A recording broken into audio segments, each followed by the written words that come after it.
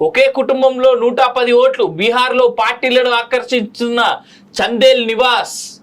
లోక్సభ ఎన్నికల సమరం తుది దిశకు చేరుకుంది. 7వ విడత బరిలో నిలిచే అభ్యర్థులు ఓటర్లను ఆకర్షించేందుకు చివరి ప్రయత్నాలు చేస్తున్నారు. జూన్ 1న 7వ విడత పోలింగ్ జరగనున్న క్రమంలో బీహార్ రాజధాని పాట్నాలోని చందేల్ నివాస్ రాజకీయ నాయకులను విపరీతంగా ఆకర్షిస్తోంది.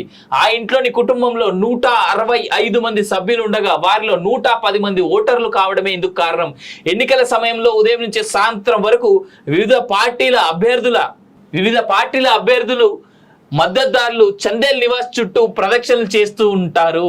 మరోవైపు ఎన్నికలు వచ్చినప్పుడు ఓటు వేయడానికి ముందు కుటుంబ సభ్యులందరూ కూర్చొని అభ్యర్థుల గురించి చర్చిస్తారు. అనంతరం ఒక అభ్యర్థిపై ఏకాభిప్రాయానికి వచ్చి 70 నుంచి 80% మంది అతనికి ఓటు వేస్తారు. ఏకీభవించని వారు వేరే అభ్యర్థులకు ఓటు వేస్తారు.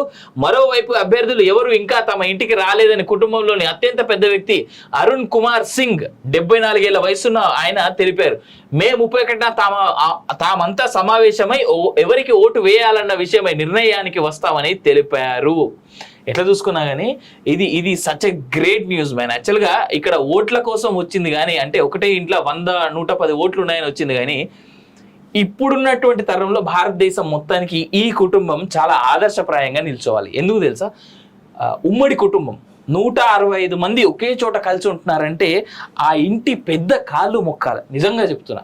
ఉమ్మడి కుటుంబాలు ఉన్నప్పుడు ఇన్ని విడాకులు లేవు. ఉమ్మడి కుటుంబాలు ఉన్నప్పుడు ఇన్ని గొడవలు లేవు. మేబీ గొడవలు విడాకులు ఉండేవి కావచ్చు అప్పుడు కూడా, కానీ పెద్ద అంతా కూర్చొని సర్ది చెప్పేవాళ్ళు. భయంతో అయినా కాపురాలు చాలా సాఫీగా జరిగాయి. గొడవలు పెట్టుకోవడానికి చాలా మంది భయపడేవాళ్ళు.